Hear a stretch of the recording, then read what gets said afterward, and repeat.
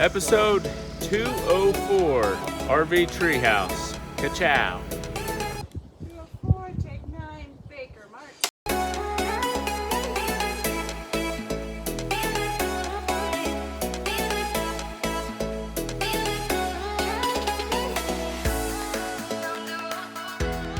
Hey, what's up guys? Welcome back to the channel. In today's video, I'm going to be sharing some behind the scenes footage of a TV show that I was privileged to be a part of. The TV show is called Building Outside the Lines. It's a really neat show. It's on the Magnolia Network. It's about a professional builder named Cappie and his daughter Alex. They design and create and build these unique structures for their customers in and around the Spearfish, South Dakota area. The episode that I'm going to be sharing footage of today is called the RV Treehouse. The connection that I have to the TV show is from my brother, Rodney Ross. He is the owner of Mid State Welding out of Spearfish, South Dakota. Side note, him and I actually started a podcast that we're going to be sharing here on the channel every other Friday. The first episode is already posted.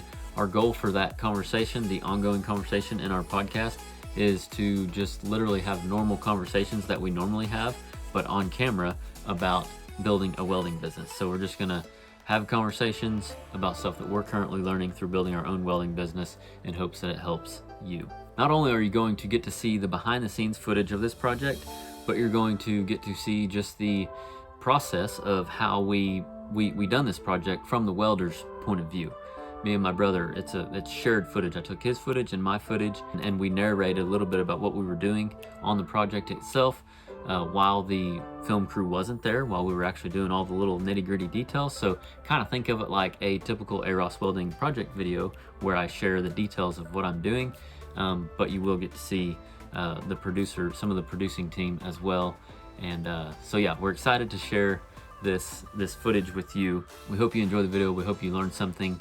And later in the video, I will share my personal experience being on TV for the first time. Grab your coffee, kick back, and enjoy the video. So what are you about to do, Austin? I'm about to tack some plates on here and fine-tune this thing, fine-tune this piece of I-beam. And we're gonna Come on. get it straight. Yeah. All the things. I'll take a video of that. Yeah. Micro, I like what the cap said, micro adjust. Micro adjust. Micro adjust, yeah.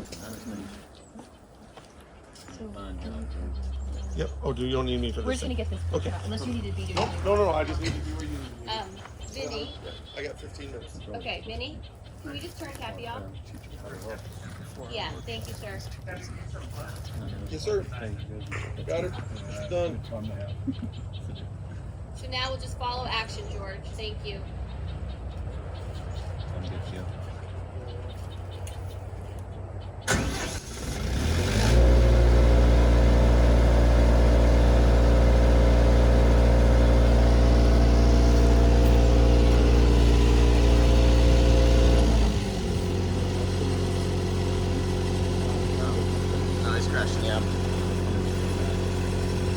Did he just say crashing the album? Is that what you heard?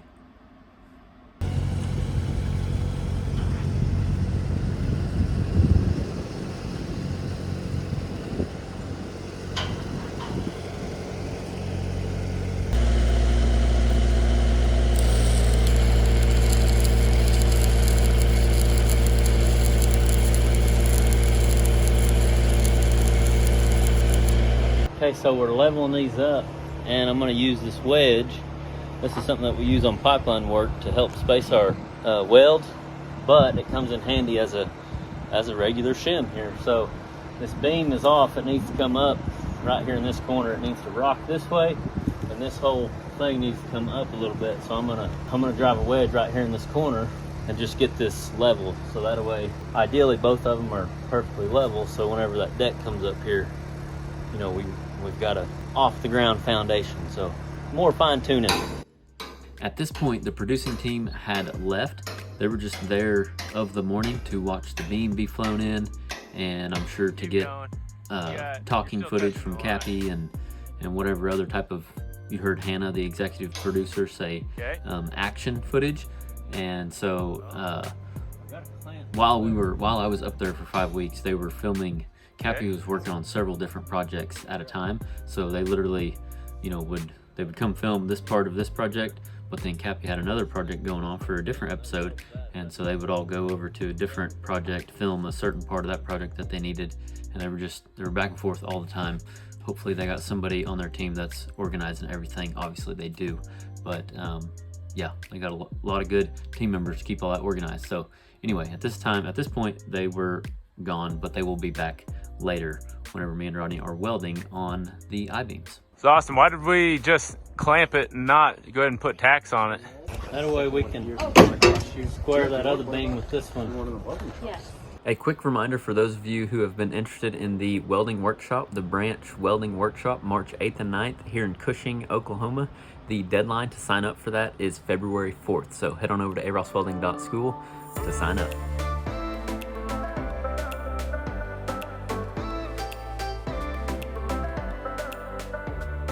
So what are we doing here, Austin? All right, so on that first beam, we're fixing to raise the second beam up on this other platform. On that first beam, we learned that it would be handy to have a guide, so we're going to use this piece of angle. We're going to tack it on the bottom. Just hypothetically, this is the bottom, just so you can see. We're going to tack this in the proper place to use it as a guide. That way, when we get this set down here, right, it'll stop it. You know, this is going to move around. So this is just going to work as a guide. So I'm laying that out right now. So another thing I do to find center is I pull from one side, mark an even number like 6 foot, and I do the same thing from the other side, 6 foot. And then whatever my difference is, that's my center. That's how I find my center. Nice. Instead of trying to do the math. Trying to do the math, yeah. Sure. So, but we needed our plate up there is 2 foot, so I'm gonna go 2 foot, 1 foot this way. And that's how I know where to put my Piece of angle iron. nice. I'll put my angle iron on this side. And here is the other guide that we are setting up here so that the angle iron that's on the I-beam will set here. Then this one will help us to line up long ways as our other guide. The reason I'm hitting this knot is because this I-beam was kind of tilted a little bit, so to get it rolled level this way, hit this knot right here, and then it rolls it. So as long as you hit it on the right side, it rolls it. It's another pipeline deal that we learned whenever we were pipelining, because we use chokers like this on the pipeline all the time. So, Dustin, I think it's ready. Something that's been sitting in the office here for a while. Good idea. Episode 204, RV Treehouse at 10:30 or something. Ka-chow. All right, so we're about to fly it up, and we got our guides on, and we also have everything ready to go. We have our first beam tacked up, ready to go, or not tacked up, but clamped up. And then as we fly this up, we'll set it and make sure everything needs where it needs to be, and then we are going to level it, square it up, then we're going to cross square to make sure everything where it needs to be. And so that is what we're doing right now. Watch the door. Yep.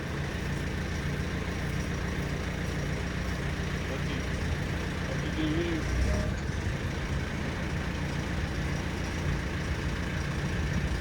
would it be beneficial to have this guide on this side, the ladder side? Doesn't matter? Okay.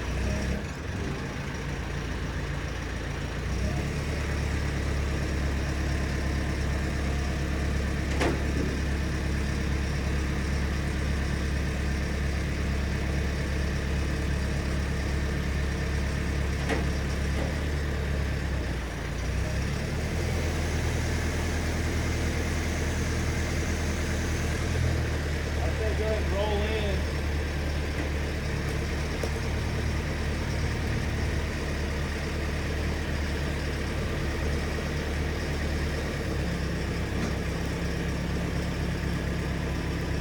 This is one cool project. Flying in the second beam now.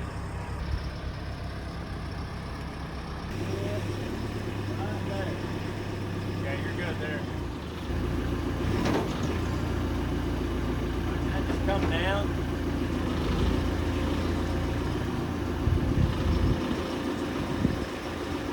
All right, scope in.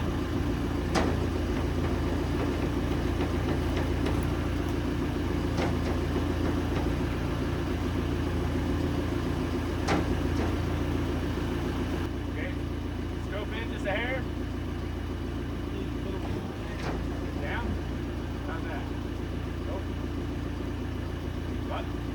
Going down.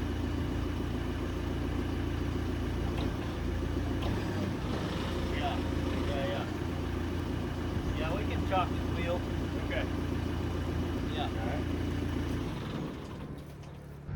That one there went quite a bit smoother just because we had them guide plates. We knew closer where we were going just by having them there. And so now we just gotta fine tune it. Yeah, we're on center. We're real close here. Okay. Now it's just time to square these up. They should be close, in theory. Okay, for our situation, we don't have an extension ladder to reach Yet. We didn't have one yet. to the other side or the opposite side of the ladder on each side. And so the dilemma, the problem that we ran into is not being able to cross square from each point, each way with our tapes to reach out safely. So Austin brought up a great idea to just measure equal points. So we measured 3 feet from each side of the center. So now what they're doing now is cross squaring off of those measurements.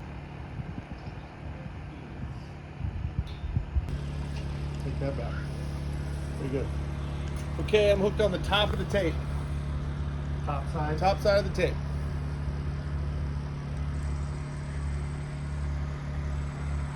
234 3/4.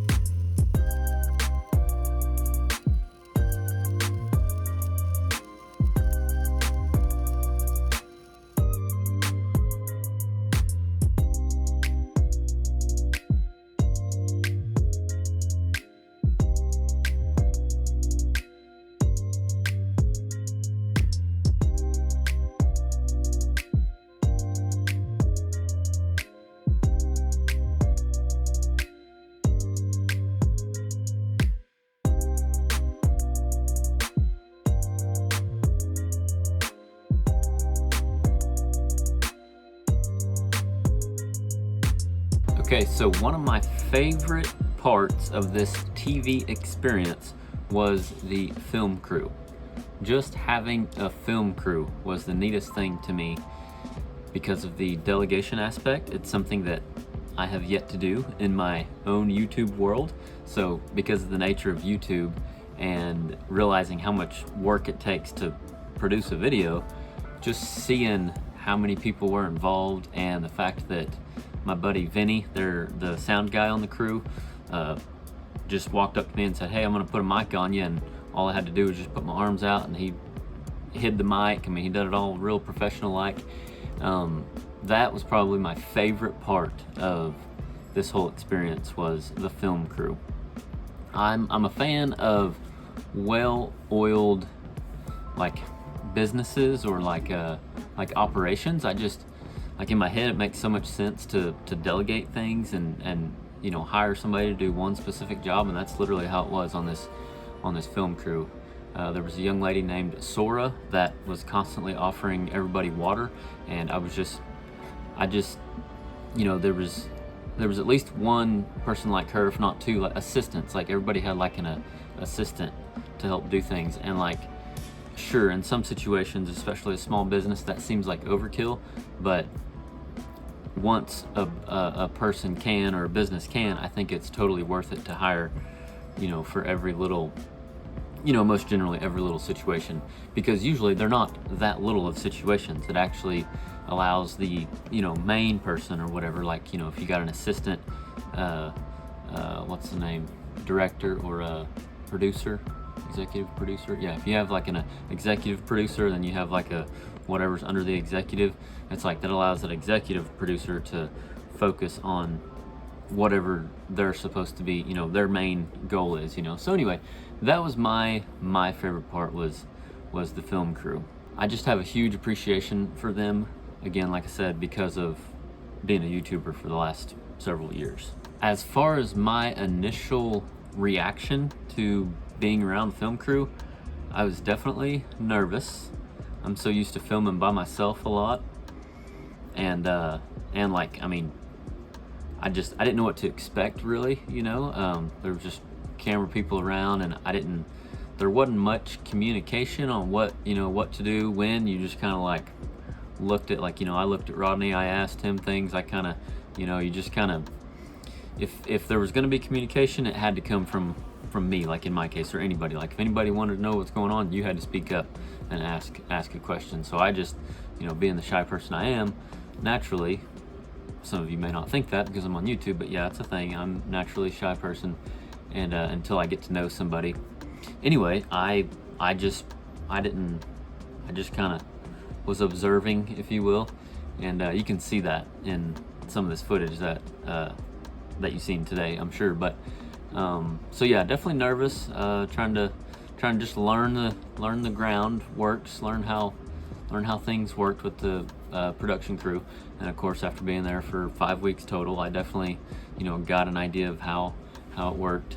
So yeah, I can see where, just like anything else, you know, the more a person is around it, you know, you kind of get, you know, you kind of fall into your groove, you find out where you belong, you know, on the show and whatnot. So I was definitely nervous.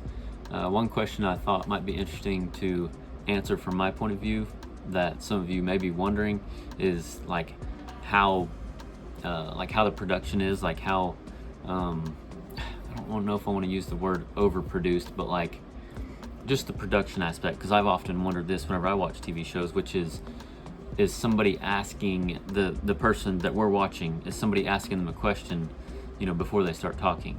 And yes, that is the case. Yeah, that's not always the case. We definitely had the chance to just be ourselves as well.